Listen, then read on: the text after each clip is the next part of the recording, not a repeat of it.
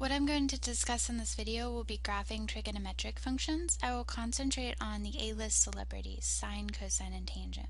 We will be graphing these trig functions in the rectangular coordinate system, also called the Cartesian coordinate system. In that coordinate system, you have two axes, the x and y axes. The x-axis represents the values of the independent variable. The y-axis represents the values of the dependent variable. Now, we will be using the unit circle. This unit circle, remember, this is the graph of x squared plus y squared. And the ordered pairs here, you do have an x and y value, but the x value here was representing cosine and the y value was representing sine. What we're about to do is graph y equals sine of x. X will be representing an angle measurement, 30 degrees, 45, 60, and then the y value represents the y value on the unit circle here because that's sine. So what was sine of 30 degrees? Sine of 30 degrees is 1/2. Sine of 45 degrees is the square root of 2. Sine of 60 degrees is the square root of 3 over 2. Now I just said those in degrees, but I know that you all hopefully would feel comfortable with using the radians as well. Use a unit circle. There's one in the front of your book, and you can just glance at that right now. As I graph these, use your unit circle to help you evaluate. But what we're going to be doing is basically rolling this unit circle out along the x-axis for angles. X equaling values of angles, and the y values will be the values denoted on the unit circle here representing sine. Before I start this graph, I do want to ask you a couple things. So the domain of sine will be all real numbers because you can plug any angle into it. According to this unit circle, what is the largest value for sine? So what I want you to think is, on this unit circle, what is the largest y-coordinate that you see that ever appears? And if you think about it, it should be 1. So sine will never be bigger than 1, and it will never be less than -1. So I'm going to go ahead and show you a few values that I've already plugged in. I actually didn't want the labels to show up, but that's okay. If you look at the unit circle, sine of 0 is 0. So this ordered pair, the x value represents an angle measurement and the y value represents a value of sine. Since on the unit circle sine of 0 is 0, this will be a point on our graph.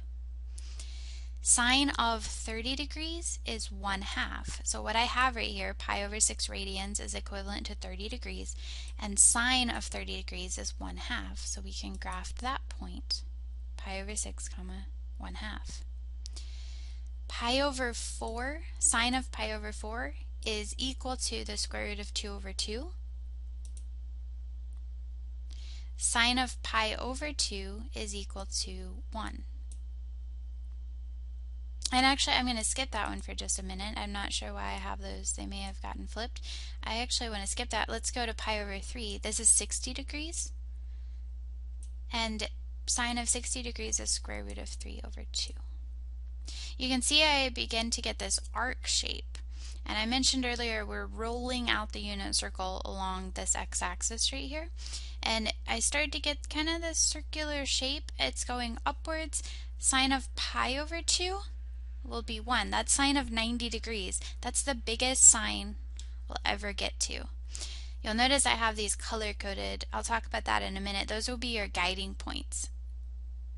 This location at the origin, sine goes through the origin without any translations, and these are our guiding points. So this point is representing the x-intercept, and then this will be the maximum. This will be the highest point. Now what you'll see is this curve starts to go downwards. So I'm going to go down along the other side of the unit circle in quadrant 2. Sine of 2 pi over 3 is the square root of 3 over 2. 3 pi over 4 is square root of 2 over 2. 5 pi over 6 goes to 1/2. And then sine of pi, which is 180, goes to 0. So that's where we land at another x-intercept for sine. So you'll see it has this arc shape to it. Then we start in the third quadrant. So I'm just plugging in those values from the unit circle, and you'll see it mirrors that curvature down as we go around the third quadrant until we get to 3 pi over 2, and that's a quadrantal angle. Sine of 3 pi over 2 is -1, and that will be the lowest point sine ever reaches. We have a few more points, so I'm going to go ahead and close those in until you get to sine of 2 pi. Sine of 2 pi is 0. And you'll notice I have that color-coded in black. These points that I have color-coded in black are often called the guiding points or the key points. And you'll notice I have 5 key points. This is one full oscillation of sine. This continues infinitely. So sine is actually this graph. It goes infinitely along the x-axis because its domain is all real numbers. Its range is -1 to 1 because those are the minimum and maximum values. And then you can complete this. So because sine can be anything, it doesn't only have to be x can be anything, it doesn't only have to be one of those special angles, then we get a curve that looks something like this. Now, in algebra, we discussed transformations. So I want to talk a little bit about that right now. What happens if you change values? So I'm going to add a slider, and right now I have 1 in front of sine. But what happens if I make this number bigger? I see it stretches, a vertical stretch. Or if I make it smaller, so I'm going to make it a fraction, 0.2 is the same as 1/5. 1/5, you'll notice it squeezes from the top. So that's a vertical squeeze. I talked a little bit about this last semester with you all. It affects, anytime you multiply a number out front of a function, then that affects the vertical stretch of the function. A for this trig equation is called the amplitude. So A for amplitude, and you can think about the height of a mountain. That value will affect how high or how shallow that mountain is, that hill. And so having very large values for A makes it a very steep mountain. It gets very steep. If you have fractional values, so between 0 and 1, then that's going to make it a more shallow mountain. You can see it's more shallow than it was before. Negative numbers flip that upside down. I don't care about 0, by the way. Why? If it's 0, then this is just y equals 0 constant. So non-zero A here. If we have negative numbers for A, though, that will be a reflection. We discussed those with parabolas and other polynomials and other types of functions last semester. So a negative A will flip that over. Amplitude, we always refer to the absolute value of this, so the amplitude of this would be 1/2, but A, because it's negative, then that does force it to reflect over the x-axis. And then large negative numbers, so negative numbers, very small, I should say, negative numbers, they stretch it, but it is still reflected. So that's how A affects the graph. I'm going to put this back at 1, and I want to talk about, let's talk about translations up and down. So this is another pretty easy one. What happens if so I'm going to put it at 0. So this is the original graph we had. I have A equal to 1 right now. But I'm going to slide it to the right. You'll notice the whole graph moves up. Or if D is negative, the whole graph moves down. So D is a vertical it affects the graph by translating it vertically. And I'll put it back at 0. If we add numbers on the inside, I'm going to do, let's see, I'm going to do this for right now, and then I'm going to change that in just a minute. So I'm going to add a slider for C.